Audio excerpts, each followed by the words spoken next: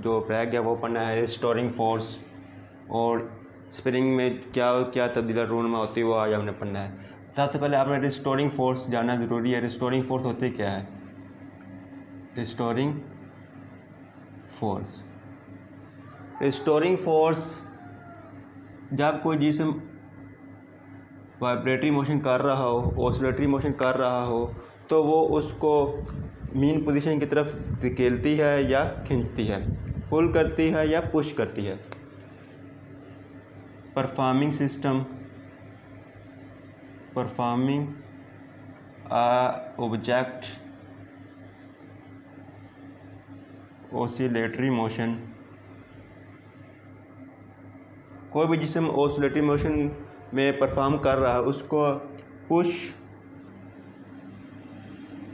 और pull towards mean position, towards mean position.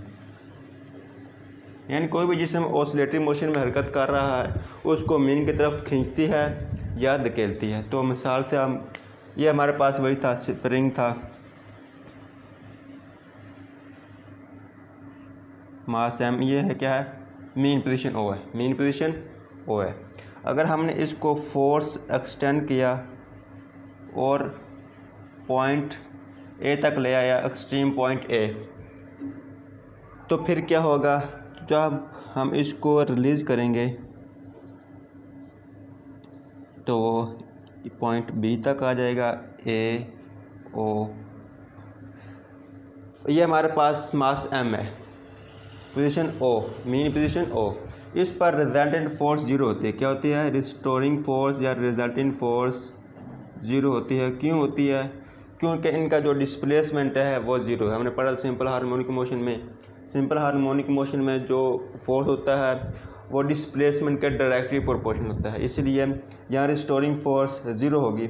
अगर हम मास एम को डिस्प्लेसमेंट यहाँ तक एक्स तक खींच कर लाते हैं, डिस्प्लेसमेंट एक्स तक, तो ओ से ए की तरफ क्या तब्दीलियाँ होती हैं? ओ से ए की तरफ क्या तब्दीली होती है? सबसे पहले तो ये देखें, डिस्प्लेसमेंट इंक्रीज़ हो रहा है, तो डिस्प्लेसमेंट इंक्रीज़ होगा तो हमारे पास रिस्टोरिंग फोर्स इंक्रीज़ होगी, रिस्टोरिंग फोर्स इंक्रीज़ होगी।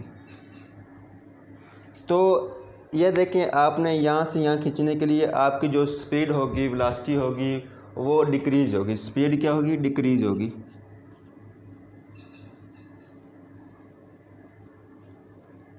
तो यहाँ तक आपने आकर छोड़ दिया। फिर स्प्रिंग ने क्या करना है कि ओ की तरफ हरकत करना शुरू कर देना है। ए से ओ की तरफ आते हुए क्या तब्दीलियाँ होनी है? सबसे पहले तो डिस्प्लेसमेंट कम हो रहा है, तो क्या होगा? रिस्टोरिंग फोर्स कम होगी, रिस्टोरिंग फोर्स डिक्रीज़ होगी, और स्पीड बढ़ेगी, स्पीड इंक्रीज़ होगी। स्पीड क्या होगी? इंक्रीज़ होगी, स्पीड होगी इंक्रीज़। तो क्या ये ऑब्जेक्ट ओ पर आकर ठहर जाएगा? नहीं भाई, इनर्शिया को हम न्यूटन का फर्स्ट लॉ ऑफ मोशन भी कहते हैं। यानी अगर कोई चीज़ रेस्ट में है तो वो रेस्ट में ही होगी, अगर कोई चीज़ मोशन में है तो वो अपनी मोशन को दोहराएगी। तो ए से ओ की तरफ आते हुए इसने ओ पर नहीं काम करना, बल्कि इनर्शिया की वजह से बी की तरफ चले जाना है। तो हम अब ये होगा, ये हमारे पास ओ से बी की तरफ गर्दिश कर रहा है, यानी मूव कर रहा है। ये हमारे पास पॉइंट क्या है? ओ। तो ये देखें, यहाँ तक रिस्टोरिंग फोर्स डिक्रीज़ हो रही थी और इस पॉइंट पर आकर रिस्टोरिंग फोर्स बिल्कुल ज़ीरो होगी और स्पीड क्या होगी? मैक्सिमम। तो डिक्रीज़ को मैं 0 के बराबर रखता हूँ और इंक्रीज़ को 1 के, यानी मैक्सिमम, मिनिमम और मैक्सिमम। ओ से बी की तरफ आते हुए क्या होगा? ओ से बी की तरफ आते हुए सबसे पहले तो डिस्प्लेसमेंट बढ़ रहा है, तो रिस्टोरिंग फोर्स इंक्रीज़ होगी, रिस्टोरिंग फोर्स इंक्रीज़।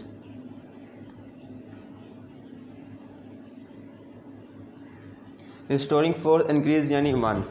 तो स्पीड क्या होगी? कम होगी, स्पीड क्या होगी? डिक्रीज़ होगी।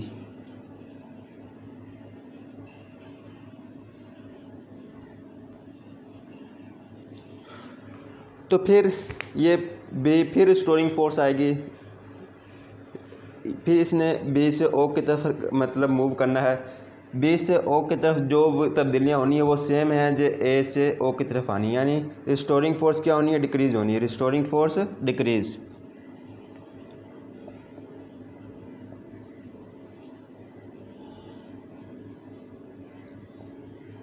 तो स्पीड क्या होनी है, इंक्रीज़ होनी है, स्पीड क्या होनी है, इंक्रीज़। तो हम कह सकते हैं मीन पोजीशन ओ पर इसकी स्पीड मैक्सिमम होगी, स्पीड क्या होगी, मैक्सिमम। तो एक्सट्रीम पॉइंट पर इसकी स्पीड मिनिमम होगी, तो रिस्टोरिंग फोर्स एक्सट्रीम पर होगी मैक्सिमम और मीन पर होगी ज़ीरो।